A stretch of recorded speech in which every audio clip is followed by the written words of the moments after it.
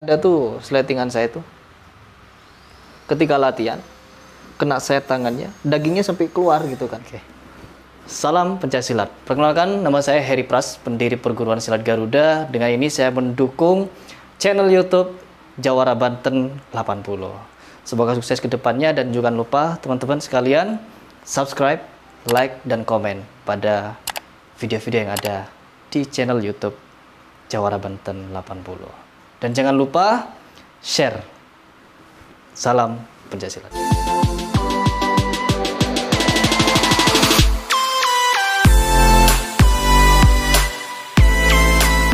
Assalamualaikum warahmatullahi wabarakatuh. Salam Jinso, salam Jawara setelah pencaksilat Indonesia.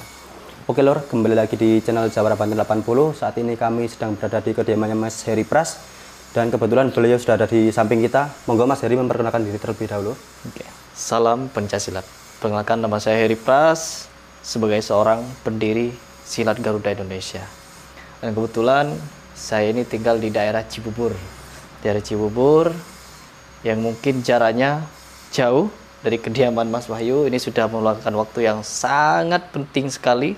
Perjalanannya ke sini hampir 2 tahun lebih. 2,5 jam. 2,5 jam. Datang ke sini untuk menemui saya. Ini adalah suatu kehormatan bagi saya pribadi. Terima kasih Mas Wahyu. Dan itu mungkin perkenalan dari saya kepada seluruh pesilat Indonesia dan terkhusus saudara-saudara dari IKSPI. Salam. Jadi begini Mas Heri, kedatangan saya ke sini pertama ingin silaturahmi, ingin mengenal atau mungkin menyambung Tali silaturahmi antara IKSPI Kerasakti dengan PSGI. Ya. Dan yang kedua, saya berterima kasih untuk waktu yang sudah disempatkan kepada kami untuk menggali informasi tentang PSG ini seperti apa, mungkin berdirinya kapan, sejarahnya seperti apa. Dan mungkin keingintahuan saya itu bisa dimulai dari Mas Heri sendiri ini pribadinya dulu, mengenal silat ini awalnya seperti apa Mas, latar belakangnya? Oke. Pertama itu saya mengenal bela diri silat itu ketika saya masih berumur 8 tahun. Tepatnya ketika di SD lah, SD, ya masih kecil. Jadi saya berlatih pencaksilat itu kepada paman saya.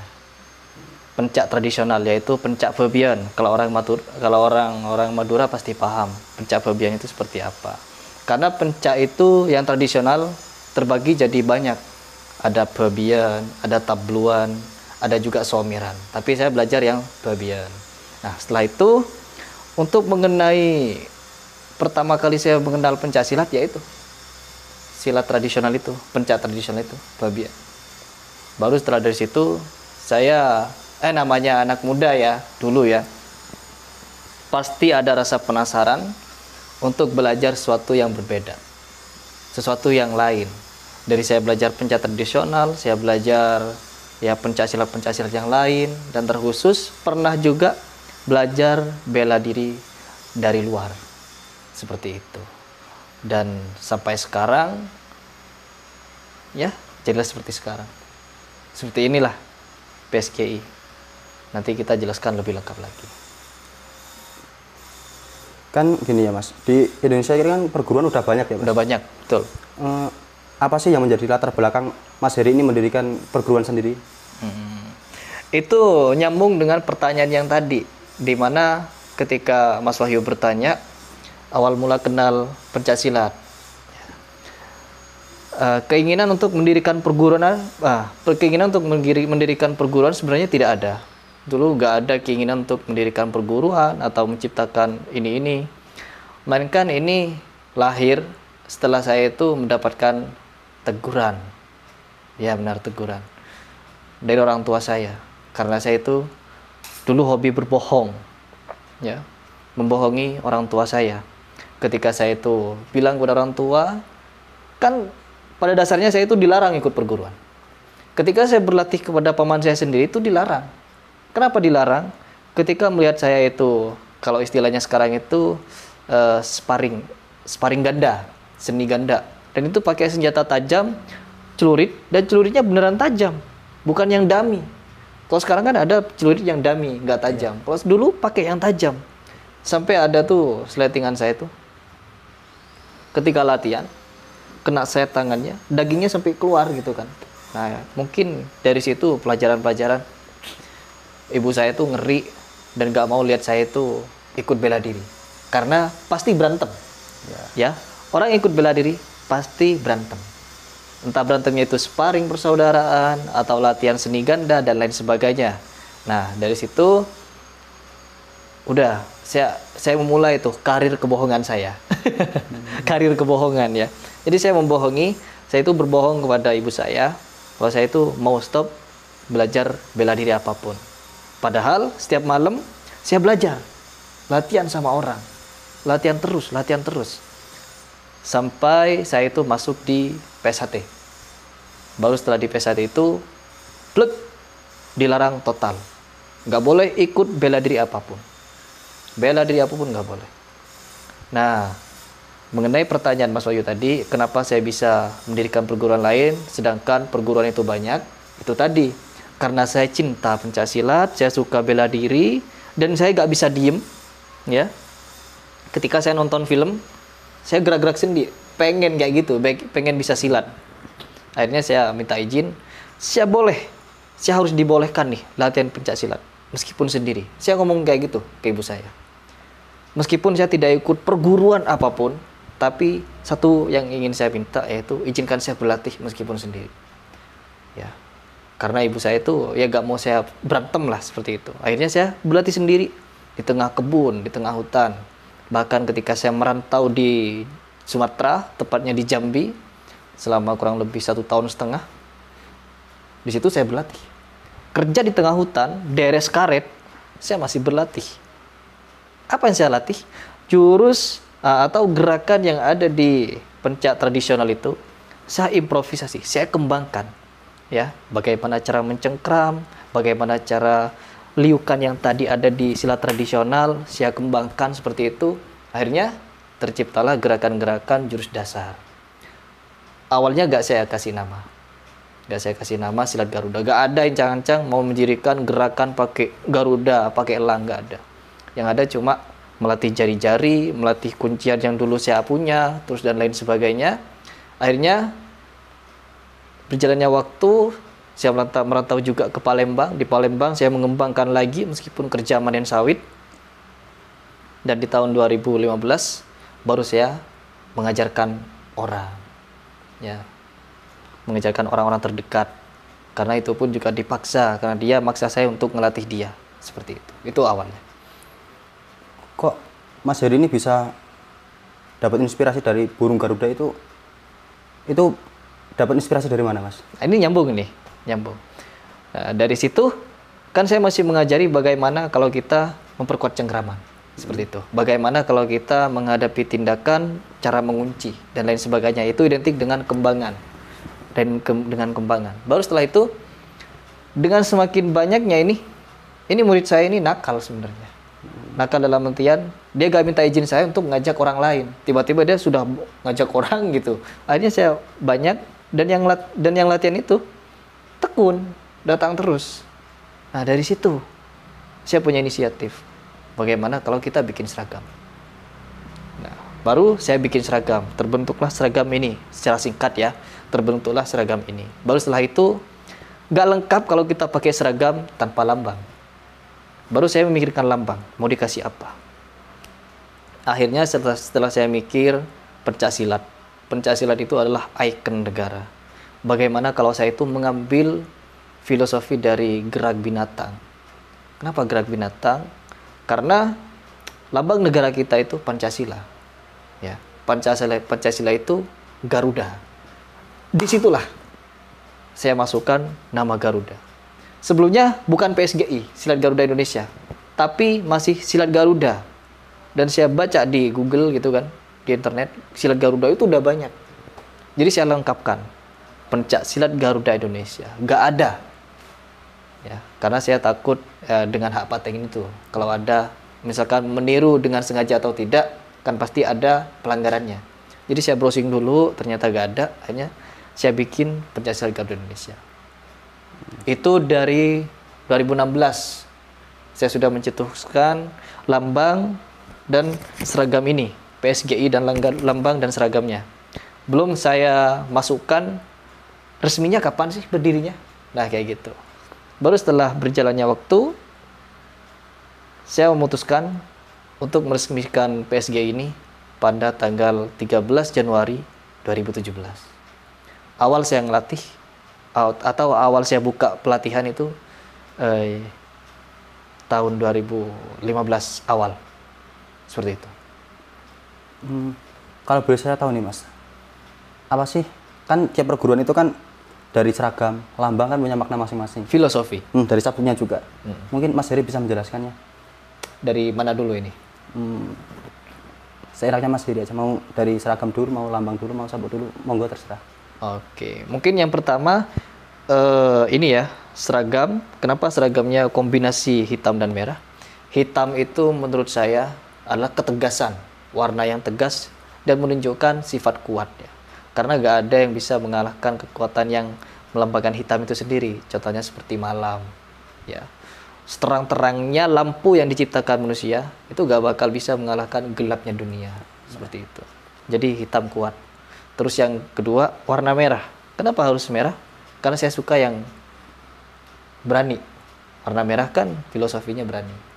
Jadi saya mengkombinasikan antara dua warna itu, yaitu kuat dan berani. Nah, baru setelah itu beranjak ke logo ya, lambang. Lambang sendiri saya desain mungkin 2 poin yang saya akan jelaskan, karena ini lebih dari 10 poin nih untuk menjelaskan lambang PSGI. Yang pertama, kenapa ada gambar Garuda? Kenapa Garudanya nggak seperti Pancasila? Karena awalnya saya meniru Pancasila. Kenapa nggak kayak Pancasila aja? Kenapa harus kayak gini? Kalau kita pelajari, kenapa burung Garudanya seperti ini? Ini adalah Garuda sergap atau buru sergap. Ketika burung Garuda itu mengincar mangsanya, dia akan mencondongkan dan sayapnya ke belakang untuk menyergap lawan dan cakarnya ke depan. Ini adalah posisi sigap. Setiap pesilat di PSGI harus memiliki sikap sigap. Seperti itu. Terus yang kedua, mungkin saya akan menjelaskan dari lingkaran. Lingkaran ini ada maknanya, di mana kalau kita tahu tanpa putus, intinya kita tidak boleh putus asa. Seperti itulah gambaran pendeknya dari lambang. Dari sabuknya sendiri? Kalau sabuk kita akan beragam. Yang pertama, kalau siswa baru bergabung itu polos pastinya. Terus yang kedua sabuk putih. Terus yang ketiga kuning. Terus biru. Dan baru setelah dia pendekar masuk ke merah. Seperti itu. Ini sabuk terakhir, merah strip kuning. Yaitu Karda tingkat 2 kalau di PSGI. Kenapa harus seperti ini? Karena kita juga mengatur setiap struktur keorganisasian. Bahwa ada tingkatan-tingkatan tertentu yang akan menerima mandat tertentu ketika dia sampai di tingkatan sabuk ini. Seperti itu. Untuk setiap tingkatannya sendiri nih Mas, ada berapa tingkatan dari siswa polos nyampe ke warga, bahkan di atas warga itu gelarnya seperti apa saja, dan untuk tiap tahapan ini berapa lama dan mungkin syaratnya apa aja agar bisa naik gitu Mas? Yang pertama harus mendaftar. Setiap orang yang pengen bergabung ke PSGI harus mendaftar. Dan tentunya kalau masih awal-awal nggak apa-apa lah dia nggak pakai seragam. Namun setelah dia lulus tes sabuk putih, dia wajib pakai seragam dan pakai sabuk putih. Nah, arti warna sabuk putih sendiri itu adalah suci, sikap suci yang kita berlandaskan dari Al-Quran, di mana orang yang baru lahir dia suci. Intinya kita ambil filosofi dari situ. Orang yang sabuk putih, dia masih perlu belajar banyak hal dan mengisi semua itu. Terus yang kedua ya kuning, terus yang ketiga biru tadi, terakhir merah. Nah, untuk menempuh tahapan ini, saya tidak bisa jelaskan yang kuning apa, ya kita langsung saja ya. Yang penting teman-teman sudah tahu tadi filosofi dari sabuk putih. Pasti di tingkatan berikutnya ada filosofinya juga. Sekarang kita langsung loncat ke yang sabuk merah, yaitu Karda. Kenapa harus sabuk merah? Karena itu berbentuk setelah kita disahkan di PSGI, mereka itu harus diikrar. Di ikrar itu ada pasal-pasal yang mereka sebutkan dan harus pegang teguh. Ketika mereka sabuk merah, dia harus berani memegang teguh pasal-pasal itu, ikrar-ikrar itu. Seperti itu. Dan untuk tahapan, tadi juga Mas Wahyu bertanya masalah tahapan di PSGI. Beragam sebenarnya ya, karena PSGI itu tidak menentukan harus berapa tahun, sekian tahun. Kalau dia berbakat bisa cepat, kalau dia gak berbakat bisa lambat. Cuman di sini patokannya kalau dari orang itu gak tahu bela diri sama sekali gabung ke PSGI, itu biasanya memakan waktu 3 sampai 4 tahun untuk dia bisa, sekedar bisa di PSGI. Bukan berarti mahir. Tentunya kalau untuk mahir gak ada batasan untuk belajar. Bahkan sampai sekarang saya pun masih belajar seperti itu. Dulu awal membuka latihan itu ada siswa berapa Mas? Dan untuk perkembangannya sendiri sampai sekarang itu seperti apa? Pasti kalau kita memulai sesuatu dari kecil.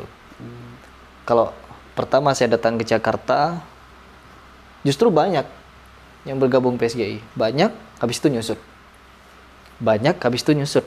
Setelah itu, setelah saya buka di luar, kan awalnya saya terikat di suatu perusahaan. Dan saya buka perguruan di situ. Yang wajib bergabung hanya orang-orang situ. Jadi yang awalnya banyak, ya karena mungkin jenuh dan juga seleksi alam kan. Ada yang keluar, ada yang berhenti, terus dan sebagainya. Hingga tersisa sekitar 4 orang. Dari 4 orang itu pun yang berhasil lolos jadi Karda, yang saya sahkan dari Karda, meskipun dia belum maksimal di jurus, karena ini suatu kebutuhan, karena saya mendirikan organisasi juga, akhirnya dia saya sahkan menjadi Karda, meskipun materinya belum sempurna. Nggak apa-apa, karena proses belajar itu bertahap. Dari situ hanya 1 Karda. Setelah 1 Karda ini, kita memutuskan untuk membuka perguruan di luar. Istilahnya kita menerima murid dari umum, siapa saja boleh masuk, bukan hanya di perusahaan itu. Dari situ yang awalnya cuma 2 orang yang saya latih, naik ke 40-an. Itu bertahap tuh sekitar 3 atau 4 bulan gitu. Dari 2-3 orang ke 30 siswa. Itu awalnya tahun 2019. Nah, dari tahun 2019 itu kenapa sampai sekarang perkembangannya seperti ini? Masuk ke tahun 2020 pandemik. Jadi fasilitas kita berlatih di taman-taman itu ditutup. Akhirnya semuanya ada yang pulang kampung dan lain sebagainya, hanya tersisa 10 orang. Dari 40-an itu 10 orang. Meskipun ada yang di sini, mereka masih menunggu kondusif untuk berlatih. 1 tahun ini pandemik, kita buka lagi. Kita sewa gedung untuk berlatih. Yang awalnya 10, sekarang sudah 40 orang. Jadi kalau di total dari siswa yang vakum, dari siswa yang masih nunggu kondusif berlatih itu sekitar seratusan lah untuk Jakarta. Seperti itu. Mungkin yang menonton video ini ada yang berminat ingin ikut PSGI. Untuk tempat latihan dan harinya itu hari apa Mas? Nah, bagi teman-teman yang ingin bergabung ke PSGI bisa datang langsung ke tempat kami, yaitu lokasinya di Infinia Park, tepatnya di pusat pergudangan. Apa namanya itu?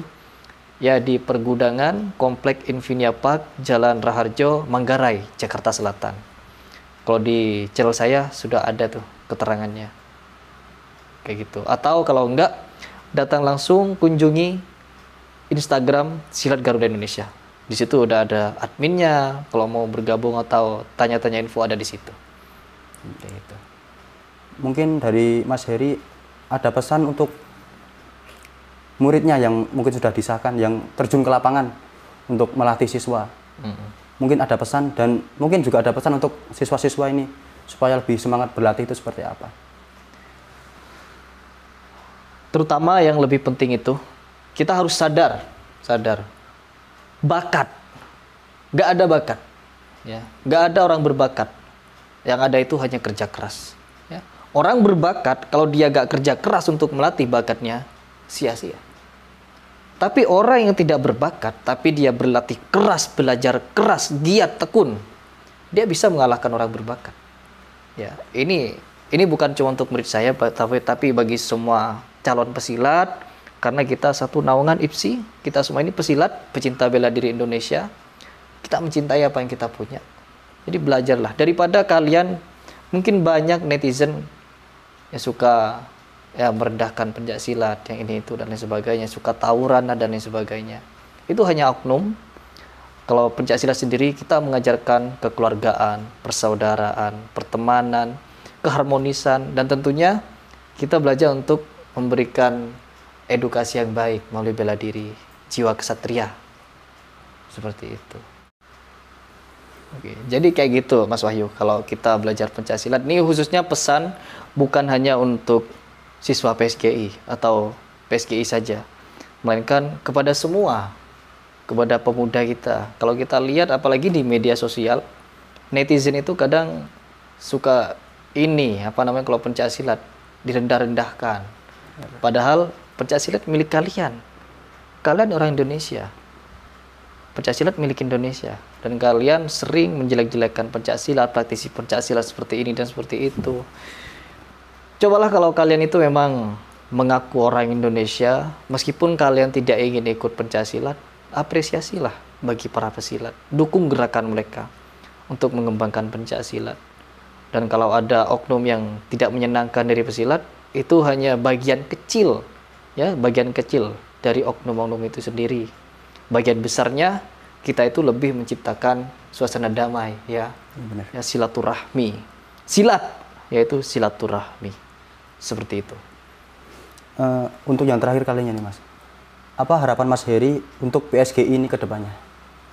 Harapan saya untuk PSGI, ya, kita tahu kan, semakin berkembangnya zaman dan juga berkembangnya perguruan. Karena apa? Dengan adanya media sosial sekarang, kita bisa dengan mudah mempromosikan sesuatu, apalagi perguruan. Seperti PSGI ini kan, harapan saya ke depan, semua anggota atau semua pendekar wajib untuk memberikan rasa damai, untuk memberikan rasa persaudaraan kepada perguruan lain, bagi orang sosial lah. Jangan memandang orang itu hanya dari segi perguruan atau dari keterampilan saja. Jadilah kesatria, karena di pencaksilat kalian diajari berjiwa kesatria, bijak. Jadi bijaklah dalam menapaki kehidupan. Seperti itu. Jadilah sosok pendekar yang bisa memberikan rasa damai bagi siapapun. Seperti itu. Oke, terima kasih Mas Heri untuk informasi yang diberikan kepada Sama-sama. kami. Jadi begitu teman-teman, dulur-dulurku semua, informasi yang bisa kita dapatkan langsung dari Mas Heri Pras tentang PSGI. Untuk kurang dan lebihnya kami mohon maaf. Assalamualaikum warahmatullahi wabarakatuh. Salam Jinso, salam Jawara, salam pencaksilat Indonesia.